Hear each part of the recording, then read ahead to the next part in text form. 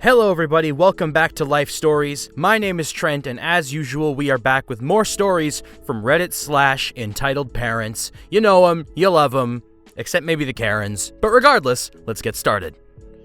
Our first story is titled, Karen Publicly Shames Me for Not Stocking Up on Water for the Coronavirus. I don't know if it's like this everywhere, but as of the time of posting, some people are preparing for the coronavirus by picking some of my local stores clean of frozen and canned food and water bottles, like they're preparing for a storm, presumably because they plan on never leaving their house if the virus gets here. It makes normal shopping pretty annoying whenever something's completely gone. But luckily, the other day, the store I had gone to for normal shopping had been freshly stocked with cases of water bottles. I noticed a woman, EM, with a cart full of an unusual amount of food, putting cases of water into a second cart being pushed by her son, a young kid. I knew what they were doing, but I didn't really care. I grabbed a case off the shelf and put it in my cart and started walking away, when... "Just what do you think you're doing?" Getting water bottles?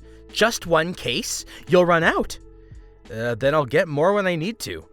"You should have more so you won't need to go shopping when the coronavirus gets here." At this point, I knew where it was going, so I bluntly said, "I just bring these to school and the gym. If I'm not going to leave the house, I'll just be drinking tap water." EM says, "That's not safe. The tap water could get contaminated. You need more food, too." I resisted the urge to ask why the tap water wasn't contaminated with flu every year if it was so easy to contaminate. She probably would have told me it was full of autism-causing chemicals anyway. I already have a box of masks for it if it gets really bad here, so I said, "I really don't need anything extra. If I run out, I'll come get more. I have masks if I need them. I'll still have to get out and go to work even if it gets here anyway." EM then went ballistic, telling me how I need to stock up on everything and not leave my house if it gets here, even if it gets me fired from my job. I say to EM, I have to go to work and I have to go to school as long as they don't close it. That's what masks are for. I'm not throwing my life away for the next few months just because of the coronavirus. If you want to stay inside and avoid it, that's your choice. I then try to leave, but EM pulls her cart in front of me and blocks me in, and tells her kid to do the same behind me, which she does. EM, practically screaming, "Not only are you putting your life at risk, but everyone else's lives too. My children could die because of you. I'm an adult and you will obey me. You're going to follow me and we're going to get you what you need." As someone who doesn't have the budget to spend $1,000 on a month's worth of food in one day like this woman, I was obviously not going to do that. I'm an adult too, 19. And even if I wasn't, I don't have to listen to you. Get out of my way, or keep screaming until an employee shows up and makes you move. Either way, I'm only buying what I want to right now, and there's nothing you can do about it. I didn't even bother questioning how I was going to cause her children to die if they weren't going to leave the safety of their home. I just wanted to pay for my stuff and leave. Clearly not respecting what I had just said, she started commanding her son to get things for me, and he began grabbing things off the shelf and putting them in my cart, including 3 cases of water bottles, about 20 bottles per case, that crushed the bread in my cart.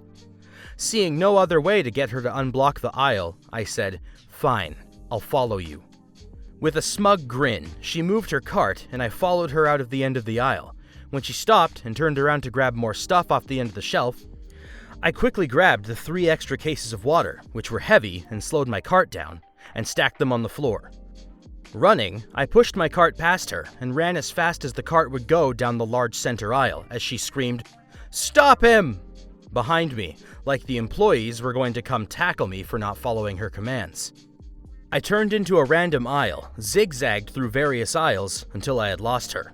I circled back around to the aisle I had met her in and put all her extra stuff back on the shelves. I even looked around to see if the cases of water were still on the floor, but they were already picked up. I ended up going back to the bread and getting a new loaf and putting the smashed one back. Sorry, store, but I'm not paying for bread that some random stranger crushed. When I was almost done checking out, I saw Karen again, looking smug, with the 3 extra cases of water in her cart and a third cart full of stuff that I assumed she had gathered for me. An employee standing near her walked up to me and told me that she had gone to him, the nearest employee she could find, and demanded that they use the cameras to find me before I could get away. But he had been a few aisles away within earshot of her whole rant, and he had followed her around the store ever since to keep her from harassing other customers. He told me not to worry about her following me out because they weren't going to check her out until I was gone. So she couldn't try to put her stuff in my cart without taking it out of the door without paying and stealing it. I thanked him, smiled at Karen, and walked to the door and left as she threw a tantrum behind me about the store endangering the community during a health crisis. As I was pulling out of the parking lot, I saw Karen finally leaving the building without her third cart. She couldn't see me, as I was far away in a car with tinted windows, but the way she stomped over to her SUV and flung the trunk open, you could tell she was fuming. Moral of the story: demanding that people allow you to fill their shopping carts with an expensive amount of food that you deem essential for the coming coronapocalypse, or else they're killing your children, is not a public service. It's just weird, crazy, and hilarious to tell stories about in retrospect. And I just want to make a point that while it is great that this guy escaped the Karen, wash your hands, people. You don't want to get sick, really. Kind of important. Moving on, our next story is titled, EM Steals Tokens and Presents, Gets Arrested. Hi, my name is Mary, and this is my second post to r/entitledparents. I was watching some Reddit videos about entitled parents when one came up about a Chuck E. Cheese incident where the mom and kid were stealing tokens and presents, and I remembered I had a similar incident at a birthday party when I was 8. Our key terms and cast: EM, entitled mother, EK, entitled kid, me, AS, Aunt Shirley, G, grandma, and A, Alexis, my big sister. It was my 8th birthday, and I was really excited. My grandma and my Aunt Shirley were planning a full-on out birthday party at Laser X, the coolest laser tag place in all the city. The day came, and I had a lot of presents and stuff I was looking forward to. So, I walk into Laser X, all excited, and I go to the birthday party room and wait for the guests to arrive. About 4 of my friends arrived, then EM and EK came in. EM says, "Hi, sweetie, are you the birthday girl?" "Yeah! Wait, I don't recognize you." "I know, I was just wondering if EK could have some tokens." Our laser tag place also has an arcade. "I didn't invite you, so no thank you." "Thanks, bye." The EM grabbed a handful of tokens and left the room. Of course, my aunt noticed this and went after the EM and EK. "Hey, you can't just steal our tokens." "My little boy has whatever he wants. Go away, old hag." My aunt was in her 50s at the time, but boy was she strong because she dealt with entitled kids and parents all day being a bus driver. My aunt proceeds to grab the tokens when EM and EK wasn't looking at the table they left their stuff at. EM and EK noticed this, but they didn't do anything. Yet. All the other guests arrived, and my aunt had bought the 5 laser tag games pack so that we could be there for around 6 hours having fun and everything. After 2 laser tag rounds, it was time for pizza and cake. EK walks into the room. "Hey, Mommy said I could have some cake." "No, you cannot. You were not invited and you stole tokens from us." "I don't care."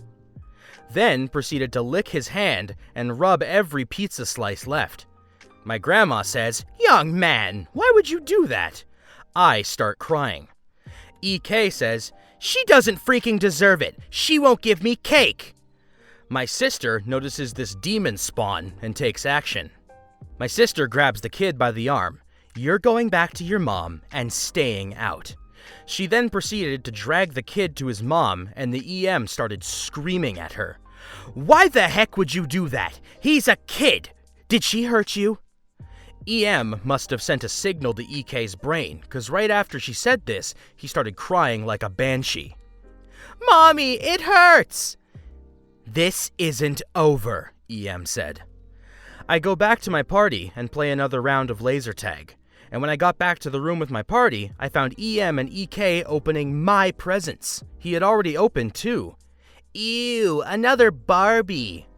"It's okay, EK, grab another. Maybe it'll be that rock digging kit you wanted." "What's going on in here?" I say. "You've been very rude to my little boy. We're taking some of your presents. You don't deserve them anyways." Aunt Shirley says, I'm calling the police. Then call them. I don't care if you guys get arrested for abusing my child. Us? Arrested for abuse? You'd be arrested for stealing and contaminating our food. We wait about 3 minutes for the police arrive. The police station's about 10 blocks away from Laser X. The police eventually arrive and arrest EM. Since EK has no dad, he was sent to a foster home. We went to the trial, and she received 1 year in jail for theft and contamination charges. Moral of the story, don't steal, and don't be a damn brat. It makes your life easier not to be one of those.